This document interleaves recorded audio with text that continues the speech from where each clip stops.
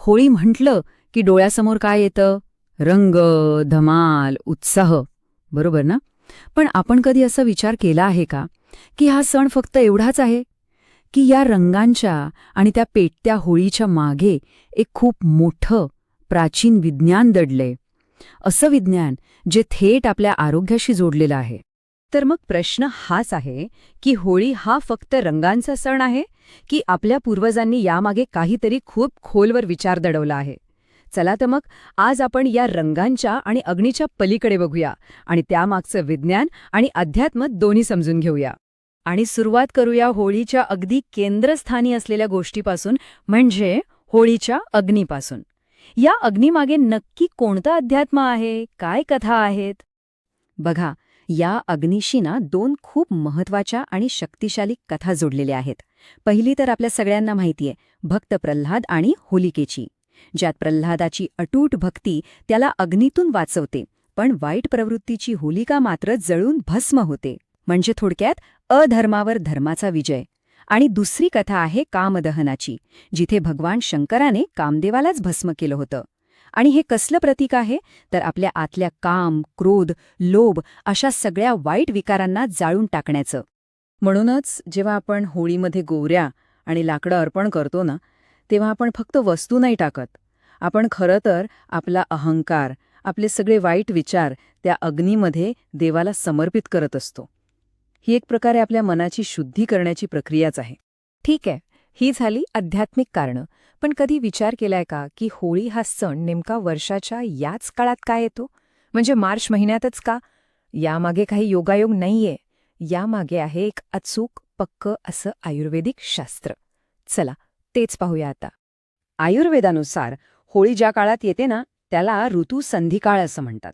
आता ऋतुसंधिकाळ म्हणजे काय? सोप्या भाषेत सांगायचं तर शिशिर ऋतू म्हणजे कडाक्याची थंडी संपते आणि वसंत ऋतूची म्हणजे त्या छान उबदार वातावरणाची सुरुवात होते. हा जो ऋतुबदलाचा काळ आहे ना, तो आपल्या शरीरासाठी आणि आरोग्यासाठी खूप म्हणजे खूपच नाजूक आणि महत्वाचा असतो. बरं, मग ह्या काळात नेमकं होतं काय? तर बघा, संपूर्ण हिवाळ्यात आपल्या शरीरात जो कफ दोष साचलेला असतो, तो वसंत ऋतूतील उष्णतेमुळे पातळ व्हायला लागतो. आणि म्हणूनच या दिवसात अनेकांना थोडा आळस येतो, मरगळल्यासारखं वाटतं, सर्दी खोकल्याचा त्रासही हमखास जाणवतो. आणि बरोबर इथेच होळीच्या अग्नीचा रोल खूप महत्वाचा ठरतो. याचे 3 मुख्य फायदे आहेत.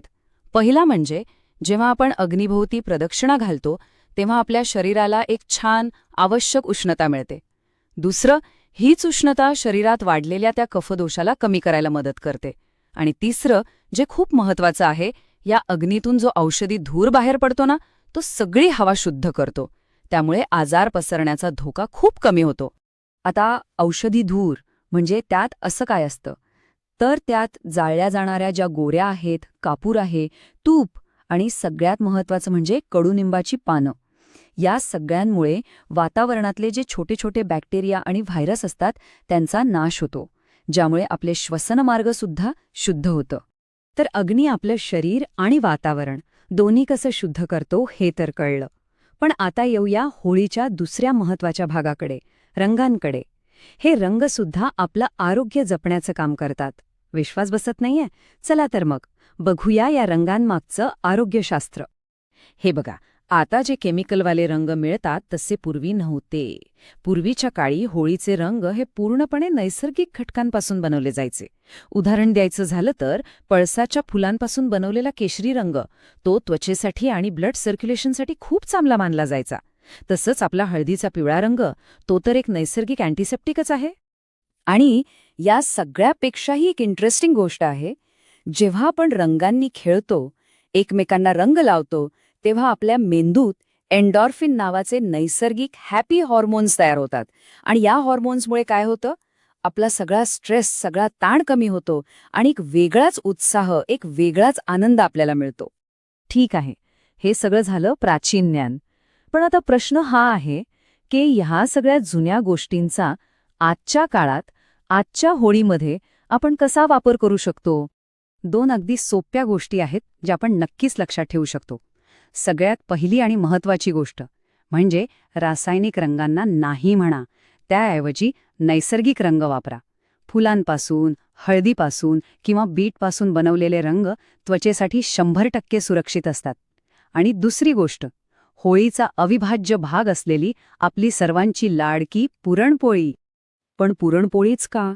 होळीला पुरणपोळीचा नैवेद्य का असतो? यामागेही एक कारण आहे. डाळ आणि गुळाचं जे मिश्रण आहे ते पचायला खूप सोपं असतं. ते आपली पचनशक्ती वाढवतं आणि सगळ्यात महत्त्वाचं म्हणजे या ऋतूबदलाच्या काळात शरीराला जी ऊर्जा लागते ती पुरवतं. आहे की नाही कम्मल? तर मग या सगळ्या चर्चेचा सार काय? होळी म्हणजे फक्त धम्माल, मस्ती आणि रंगांची उधळण नाही, तर ती आपल्या शरीराची आणि मनाची आतून बाहेरून शुद्धी करण्याची, एक रिसेट करण्याची एक खूप सुंदर संधी आहे. त्यामुळे पुढच्या वेळी जेव्हा होळी साजरी कराल, तेव्हा त्या रंगांच्या आणि त्या अग्नीच्या ज्वाळांच्या मागे दडलेलं हे प्राचीन, आरोग्यदायी विज्ञान नक्कीच लक्षात ठेवा.